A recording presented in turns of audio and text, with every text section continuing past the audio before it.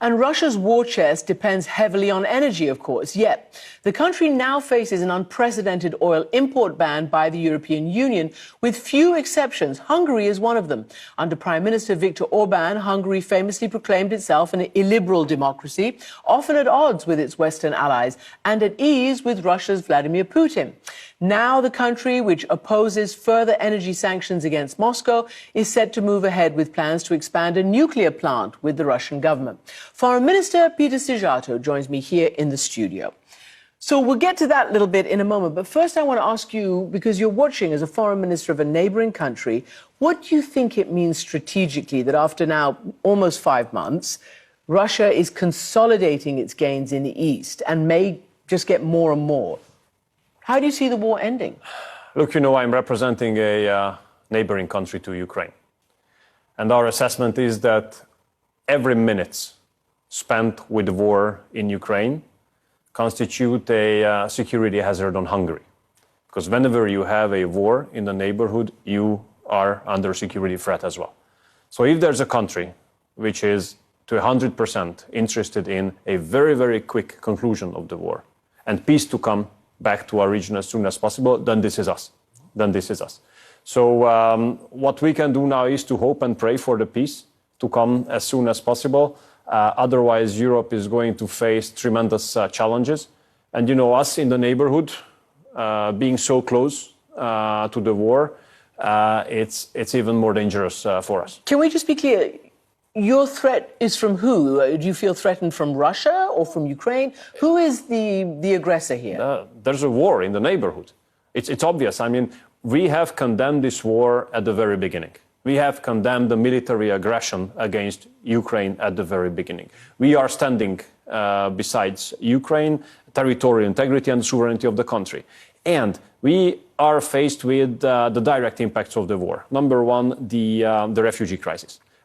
Until now, 830,000 refugees have been received by Hungary, 830,000.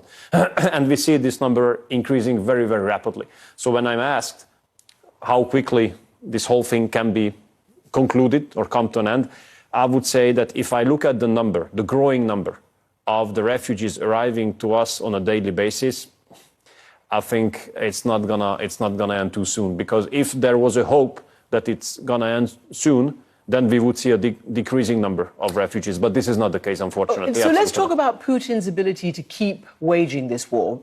A lot of it depends on the money, and a lot of it depends on his economy and his ability to, pay for it.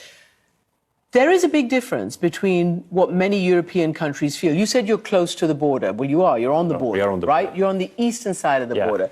To the west, you have Poland, also on the border. You two have very different views of how to prosecute this. Both of you have lived under USSR domination. Both of you understand, but you have different ways of dealing it. Let me read the following from a Polish official, because you've been pretty much, I guess the kind thing would be to say, threading a very difficult needle, because you are still buying and you have been exempted from any of the sanctions on Russian oil, which we understand provides Putin with something like $800 million per day for his war chest. But not us. No, in it's general. not Hungary. It's not Hungary. But you're we part are of just it. a very small portion. But you're part of it.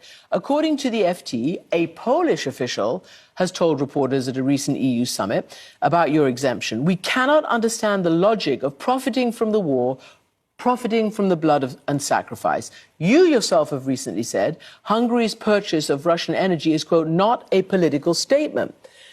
But how do you reconcile those two? And how do you reconcile the fact that you are contributing to Putin being able to prosecute this war? No, we are not. And, But why do you say that? Every dollar in his coffer goes to buying weapons, ammunition, and sustaining it. We have a very, very small share when it comes to European purchase of Russian fossil fuel. And on the other hand, energy supply is a physical question. It's not philosophical, it's not political, it's not ideological. It's a physical question. Why we have asked for the exemption from the oil embargo was the fact that in case we had not asked for it, in case we had not got it, it would be physically impossible to supply the country with enough oil. It's a matter of mathematics. We have a certain amount of oil we need in order to operate the country. If The Russian deliveries are being phased out, no physical opportunity to replace it. And I tell you why, not for fun, not by choice. But geography has determined our house number. Geography has determined the infrastructure. In order to change the massive east to west delivery routes to north to south delivery routes in Central Europe, you need a couple of years, a lot of money. But what is even more important in this case, a couple of years, 5, 6, 7 years. So since it's a physical question, the question is whether you can replace Russian oil or Russian gas in order to operate your own country. Currently, the answer of ours is no. And the answer is not no because we don't want it. The answer is no because physically it's impossible. Physically it's impossible. And one thing we must not allow, I think. And this would be that we would force the Hungarian people to pay for the price of the war, because it is not the responsibility of the Hungarian people that the war has broken out. We did not want this war. We do not want this war, but we cannot solve it for tomorrow, and we cannot solve it to next year either, to replace the Russian energy supply by anything else. So everybody is obviously facing the same issue, massive energy prices, massive inflation, food insecurity. But let's say we take your word, and the European Union has. They have exempted you in a couple of other questions. But, and other countries as well, so that's please what don't I said, forget. And a couple of other countries is what I meant to say. But you have also gone the extra mile. You have said, no, we shouldn't have sanctions against Patriarch Kirill. He is the Russian patriarch of the Orthodox Church who supports Putin and the soldiers going to kill innocent Ukrainians. You've just said Russia is the aggressor. You have also decided to break with the rest of your European colleagues and your Americans and all the rest of it. You do not send weapons to Russia. This is what, and you know very well, but I think it's still a very poignant and direct message that President Zelensky sent to your Prime Minister, Viktor Orban, back in March. Listen to what he said. I was on your shore. I saw this memorial, Shoes on the Danube bank, about mass murders. I was with my family. Listen, Victor, do you know what's going on in Mariupol? Please, if you can, go to your shore. Look at those shoes, and you will see how mass killings can happen again. So he's talking about a memorial site, and he's trying to say, listen, we're in distress right now. How come you're not going the extra mile? Of course, I meant sending, arms to Ukraine, not Russia. But how do you answer that kind of moral challenge? Yeah, this is a very unfair statement, number one. But why do you say that? Because we are carrying out the biggest, largest humanitarian relief ever in the history of our country. I told you, we have received 830,000 refugees from Ukraine. We take good care of them. Tomorrow there will be another 13 to 15,000 because this is the trend. We will receive them as well. We will take good care of all of them. Whoever stays for a longer period of time, we offer a job. For the kids, we ensure schooling and kindergarten. And, we don't expect anyone to say thank you to the Hungarians. Why tens of thousands of Hungarians have joined their forces and work day by day in order to take care of these hundreds of thousands of poor Ukrainians who come to us. We don't expect them to say thank you. But one thing we do expect, not to provocate us, not to accuse us, not to say bad things on us just because we made one decision. And this decision is the following, that we do not take part in weapon deliveries. Why? Because we are a neighboring country. For us, the major goal is not to get involved into this war in any way. And you know that Who do you want to win? Sorry. Who do you want to win? Who should win? Well, of course, the victim has to win. That's not a question. So the victim needs help. But all right. But we help them. We help them in the following way. Since we decided not to deliver weapons, the Hungarian-Ukrainian border offers the safest passage when you cross the Ukrainian border from the west, from their perspective. That's why International Red Cross operates its logistic hub from Hungary to organize their activities in Ukraine. Why? Because this is a safe border. Whenever humanitarian deliverers cross there, everybody can be sure it's not weapon. So these deliveries are not being in danger. Number two, sorry, just one more sentence if you don't mind.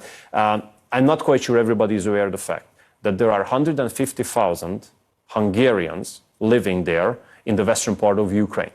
Now, it's obvious that in case we would deliver weapons, then these weapon deliveries would be, let's say, targets of Russians to shoot, right? Now we don't want them to shoot into areas where Hungarians are living, because once again we would not like to be involved in this conflict. So we have to take into consideration the security of Hungary and the Hungarian people as well. You've raised the issue of the refugees, and everybody is being very good. Millions of refugees are being accepted all around. But of course that raises another question, because yes, Ukrainian white Christian refugees again highlights your issue with not allowing not so white, not so Christian refugees coming in from your southern border. And that is, I don't know what word to use, but let's just say ethnocentric, ethno-nationalist. I think how do you account for that difference? It's an extremely important issue what you have raised, because I have been faced with this question many times. So thank you for raising it. I've actually asked you. Yeah, thank you very much for raising it. So we are under double pressure currently, we can say this, because we have these hundreds of thousands of refugees arriving from Ukraine, whom we definitely allow to come and take good care of them. But we keep our southern border very strong, which is our border to Serbia, external border of both European Union and the Schengen area. We have stopped 110,000 illegal migrants already this year. And this is the major difference. You have refugees and you have illegal migrants. And why I tell you these are illegal migrants? Because you have to look at international law. What does international law say? If you have to flee from war, like the poor Ukrainians currently, you are allowed to move to the first safe country. And there you can stay temporarily and then return whenever the war or whatever was the reason of you fleeing is over. Now, these people who appear at the southern border of ours cross at least 6, 7, 8 or even more safe countries. They have no reason to violate the border between Serbia and Hungary. They have no reason to violate the southern border of Serbia, because they are not coming from war, because there's no war in Serbia. And I have to tell you one thing. These people, these illegal migrants, are behaving more and more aggressively. They are carrying weapons. They are shooting at us, shooting at each other. They attack our policemen, throwing pieces of concrete, bottle, whatever, attacking our police. Why should we allow such kind of people to enter the territory of Hungary? Why should we allow them to violate our border? Because it's a border violation. The Ukrainians are not violating our border. They come, they ask for the opportunity, they come in, they cooperate with us because they have the right to do so, because there's a war in the neighborhood. It just all fits the picture of what you call an illiberal democracy. So Why? let's just, well, it just does. I mean, it just does. It's international law. It's international law. Fine, but we've had these discussions many times before when they were actually fleeing war, and we saw that they were... Yeah, but they're not coming from the neighborhood. Fine, let's just carry on. The EU clearly has a slightly different view. They have held up some of the aid money to you for what they consider to be... All of it. Okay. All of it. And Poland as well. There's some. I mean, they're helping Poland a bit more now because Poland is playing ball on the Ukraine issue. But it's because they believe that many of your actions actually roll back European standards on democracy.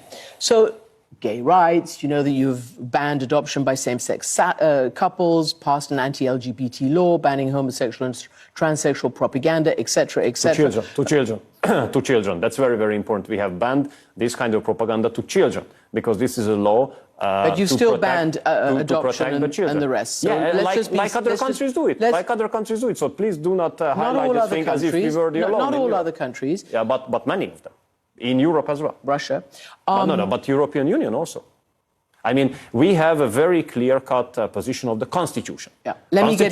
Constitution says that in a family there must be a mother, a father, and children. Mother must be a man. Father must be a man. Mother must be a woman. This is what our Constitution says. We have to respect that. That's why adoption is not allowed to gay couples, but everything except for marriage is allowed for them. They can live in a registered partnership. CPAC. Yes. In the United States Conservative Political Action Committee obviously believes that you are brothers in arms because they had their latest convention in Budapest, and I think that was, a couple of months ago.